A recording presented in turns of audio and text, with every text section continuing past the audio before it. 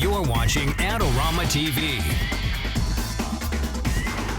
Hey everybody, welcome to this week's iPad app review right here at Adorama TV. Well, this week we're looking at an application that is called Portfolio for iPad, and it's a really high-end application that lets you create custom portfolios, slideshows. You can even show and hide portfolios. So it's really for working with clients and showing off their work, and even rating photos and taking notes so you know which photos your clients might want you to print out. So let's take a closer look at Portfolio for iPad. Let's take a closer look at Portfolio for iPad. The first thing you'll see is that you have a nice interface here where you have your logo on one side and a list of all your portfolios on the left-hand side, and this is totally customizable.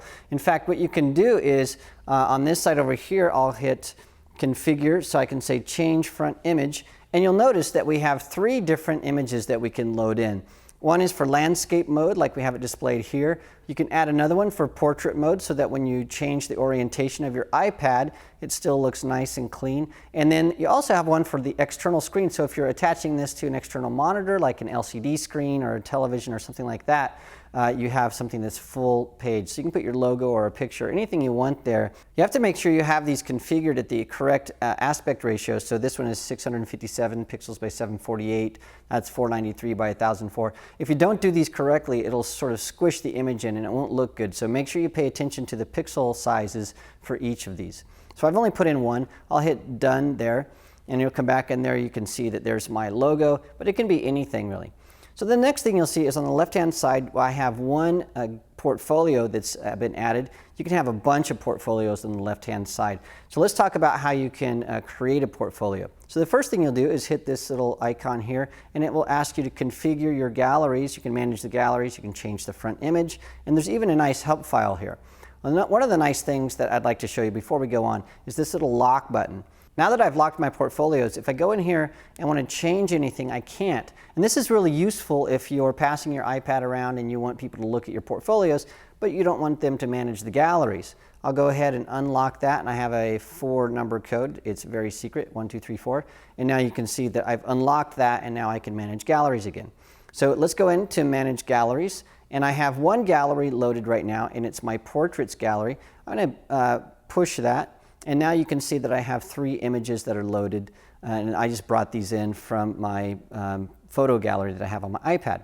So I can hit Edit, and then I can delete photos if I want, which is really nice. I can rearrange these photos. So it's very familiar to anybody that has an iPhone or iPad to see these little squiggly icons here. The other thing I can do is I can hit this little icon here, and then I can bring in new photos. So I can choose from my photos that I've saved on my iPad. I can load it from the web using a URL, or I can even load from Dropbox. So if you have a Dropbox account, this is really nice because that's a great way to synchronize your portfolios with your desktop machine. So I'm going to go here and I'm going to say choose from photos, and here's all of my photo albums. So then I'll go in here to, let's go into my fashion portfolio, and then I'll just pick this image right here, and it's loading in. I'll pick another one really fast. And then once I'm done, I'll go over here, and you can see that I've got a weird name on each of these.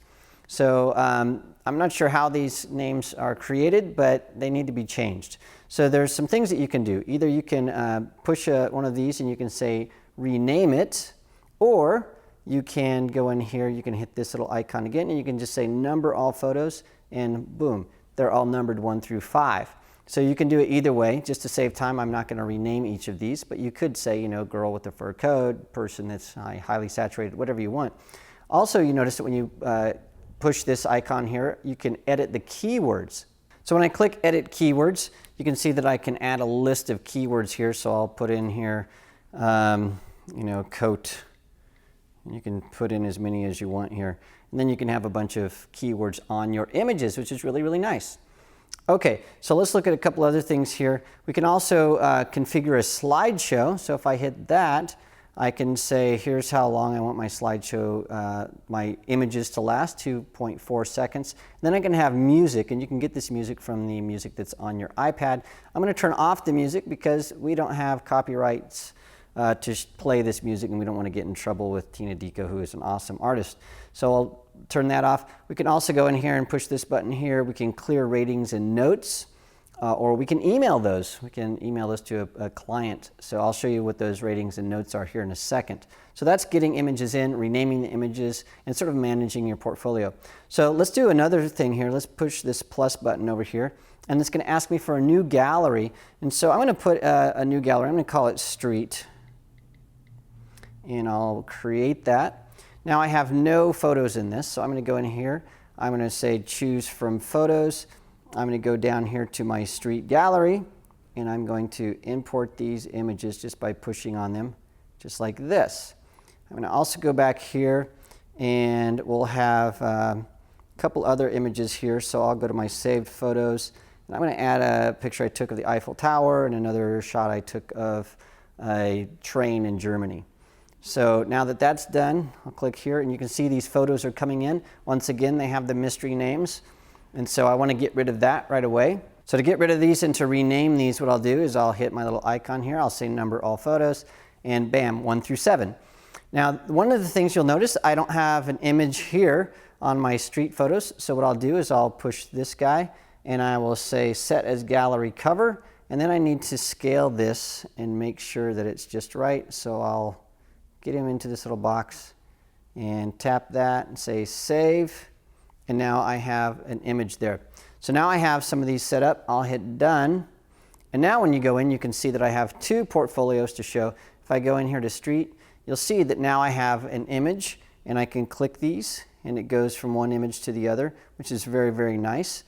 I can double click this, and now I have an image that I can show and move around. If this was a much larger image, then I would have this as an image that I could zoom in, and you can see that this one is a large image, so I can zoom in. So this is for looking at fine details to make sure that the image meets up to a customer's expectations, I guess, if it's in focus, things like that. The other thing you can do is you can hit this image right here, this icon. I can rate my images now. So I'm going to say that's 3 stars.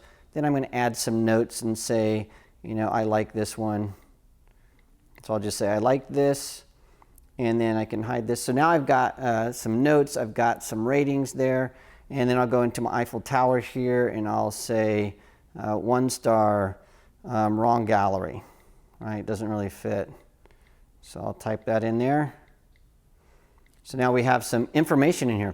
Now this is really nice because then I can tap on the name of my portfolio, and I can say I only want to show my images that have 3 stars or higher, and you can see I only have one that has 3 stars or higher. So this is good for going through a portfolio with clients or reviewing images, because you can go through and rate things and then go back and sort those. I can say, you know what, I'm just going to show the ones that have 1 image or higher, and I have 2 images that are like that.